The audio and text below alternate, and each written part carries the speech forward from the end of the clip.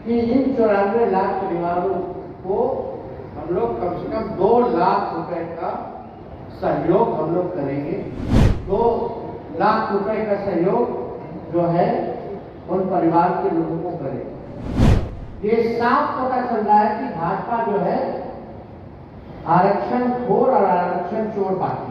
बिहार में जैसे जैसे विधानसभा चुनाव नजदीक आ रहा है वैसे वैसे तमाम राजनीतिक पार्टी तैयारी कर रही है और इन सब के बीच नेता प्रतिपक्ष तेजस्वी यादव ने एक बड़ा ऐलान किया है। तेजस्वी यादव ने कहा कि 94 लाख परिवार, उनके खाते में उनके परिवार को 2 लाख रुपए दिए जाएंगे। इस बात का ऐलान महागठबंधन की सरकार के समय ही कर दिया गया था। हमने जब जाति आधारित गणना करवाई उसके बाद जो 94 लाख परिवार गरीबी रेखा के नीचे हैं उन्हें 2 लाख रुपए आर्थिक मदद की बात कही गई थी। हमने ये निर्णय लिया था कि हम उन तमाम परिवार को 2 लाख रुपए देंगे, लेकिन ये काम अब तक अधूरा है। मुख्यमंत्री नीतीश कुमार की एनडीए सरकार ने इस पर कोई काम नहीं किया। हम सरकार से ये मांग करेंगे कि इस पर काम किया जाना चाहिए और अगर सरकार ये काम नहीं करेगी तो हम करेंगे। जब हमारी सरकार आएगी तो ये काम किया जाएगा और इसके साथ साथ बाकी जो बचा 10 लाख रोजगार है, 10 लाख सरकारी नौकरी है, इस पर भी हमने पूरा काम कर दिया था, लेकिन अब तक ये भी काम पूरा नहीं हो पाया है। अब तक सरकार 10 लाख और सरकारी नौकरी नहीं दी है।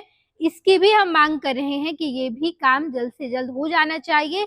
माई बहन जो योजना हम लेकर आए हैं, ये इस योजना के तहत जितनी माँ बहन है उनके खाते में 2000 की राशि जाएगी।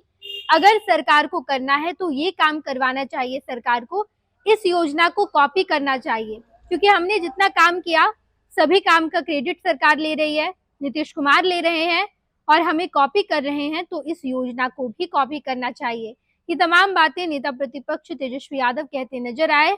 बिहार में विधानसभा चुनाव में अभी 7 से 8 महीने शेष बचे हुए हैं और इन सब के बीच हर राजनीतिक दल पूरी तैयारी कर रहा है। जनता को लुभाने की पूरी कोशिश की जा रही है। इन सब के बीच मुख्यमंत्री नीतीश कुमार ने भी प्रगति यात्रा निकाली। बिहार के हर जिले में नीतीश कुमार जहां भी गए वहां करोड़ों की सौगात दी और अब तेजस्वी यादव आज प्रेस कॉन्फ्रेंस करके इस बात का ऐलान करते नजर आए कि हमारे कार्यकाल में जितना काम हुआ है, हमने जिस काम को पूरा कर दिया उसका भी क्रेडिट सरकार ले रही है, नीतीश कुमार ले रहे हैं और अब जितना काम अधूरा पड़ा था, हम सरकार में तो नहीं है लेकिन नीतीश कुमार को वो काम करवा लेना चाहिए। आप सुनिए नेता प्रतिपक्ष तेजस्वी यादव क्या कुछ कहते नजर आए हैं। और सबसे महत्वपूर्ण बात, जब हम लोगों ने बिहार में जाति आधारित गणना कराई तो उसमें 94 लाख ऐसे परिवार जो पाए गए जिसका आय 6000 से कम यानी गरीबी रेखा के नीचे थे। उस समय हम लोगों ने तय किया था कि इन 94 लाख परिवारों को हम लोग कम से कम 2 लाख रुपए का सहयोग हम लोग करेंगे, लेकिन ये योजना जब से हम लोगों की सरकार गई है तब से ये काम नहीं हो पा रहा। तो हम लोग चाहेंगे कि जो 94 लाख जो परिवार है उसको हम लोग आर्थिक न्याय दें और सरकार से भी मांग करेंगे कि इस बजट में 2 लाख रुपए का सहयोग जो है उन परिवार के लोगों को करें। इसमें ये भी था कि भाई जो भूमिहीन है उनके लिए भी अलग से 1 लाख रुपया दिया जाए, जिसका पक्का मकान नहीं है उसको 1,20,000 रुपए जो है दिया जाए। ये अभी भी जमीनी स्तर पे कोई काम नहीं हो, ये सच्चाई है। हम लोग पूरा बिहार घूम के आए, संवाद किए, और हम लोगों को अधिकारी घेर करके नहीं रखा था। जिस प्रकार से मुख्यमंत्री जी जाते हैं, यात्रा पे गए ना गए बात बराबर है, लग रहा था पटना आने वाले में बैठे,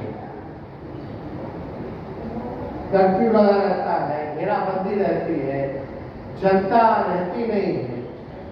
तो जो भी भूमिहीन है बिहार में उनके लिए ये क्या ला रहे हैं, ये होना चाहिए। जाति आधारित गणना का मतलब यही है, फायदा तभी होगा जब इस डेटा का हम लोग इस्तेमाल करेंगे।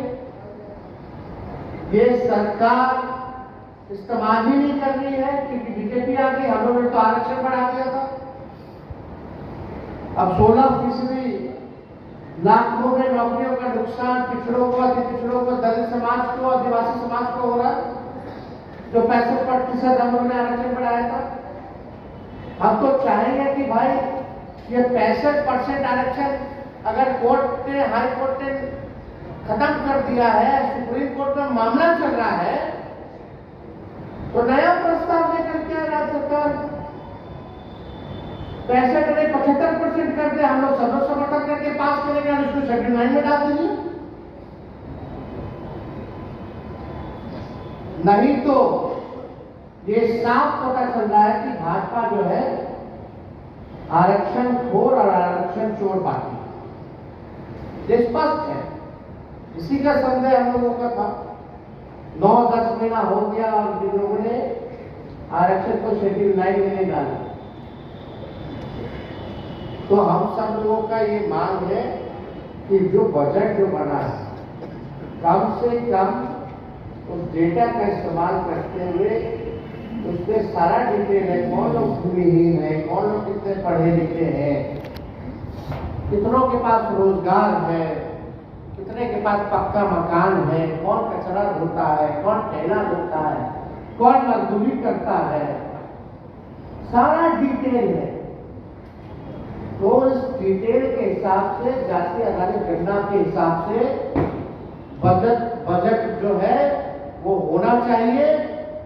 और आरक्षण के मामले में हम लोग साफ पहले ही कर चुके हैं कि इसको अगर आप लोग 75% भी लाइएगा, हम लोगों का जो 65% किया हुआ है उसका भी हम लोग साथ लेकर के पास करेंगे। हम शेड्यूल डाल दिया बोला।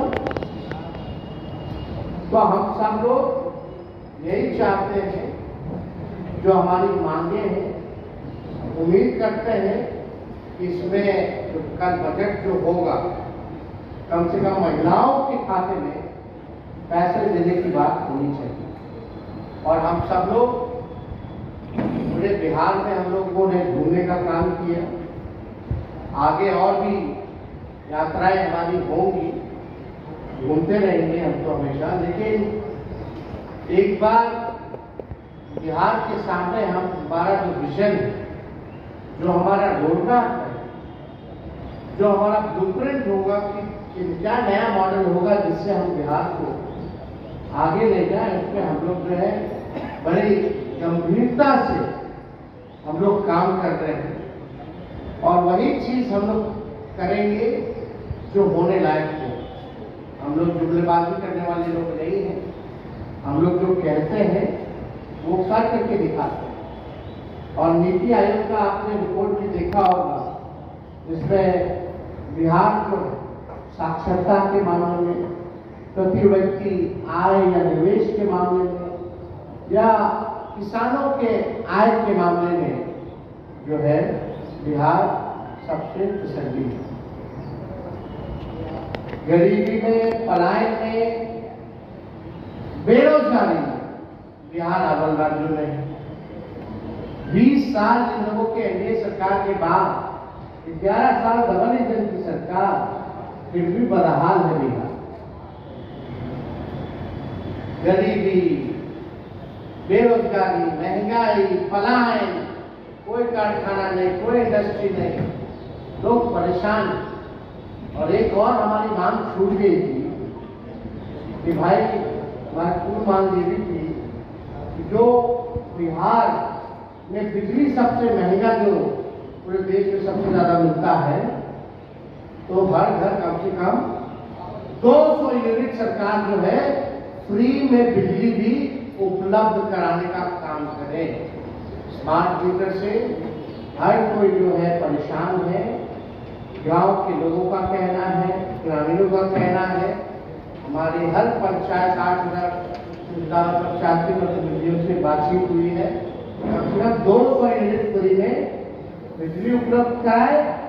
और कम से कम किसानों के लिए भी जो है फ्री में बिजली उपलब्ध सरकार को कराना चाहिए। पनोरमा ग्रुप, जो सोचता है वो करता है। आपके अपने सपनों का आशियाना ये लो मुंह मीठा करो, आज मैंने अपना जॉब छोड़ दिया, अब हम पूर्णिया वापस जाएंगे। जॉब छोड़ दिया है? मतलब ये घर कैसे चलेगा? हम करेंगे क्या? और माँ बाबूजी क्या बोलेंगे? इसलिए मैं एक और मिठाई का डब्बा लाया। अपने बिजनेस के लिए लोन अप्रूव हो गया। अरे लोन अप्रूव हो गया वो तो ठीक है, लेकिन पूर्णिया में हम रहेंगे कहाँ? अपना घर भी तो नहीं है वहां। इसलिए तो एक और मिठाई का डब्बा अलग से लाया हूं। हमने पूर्णिया में घर ले लिया है, पूर्णिया के ई होम्स पैनोरमा में। पूर्णिया में पैनोरमा ग्रुप लेकर आए हैं ई होम्स पैनोरमा। बड़ा घर, आलीशान जिंदगी और अत्याधुनिक सुविधाओं के संग। अरे अरे, अब क्यों मुंह मीठा करवा रही हो? क्योंकि हम घर वापसी जो कर रहे हैं। घर वापसी की खुशी पूर्णिया में ई होम्स पैनोरमा के संग। E Homes Panorama, luxurious lifestyle redefined.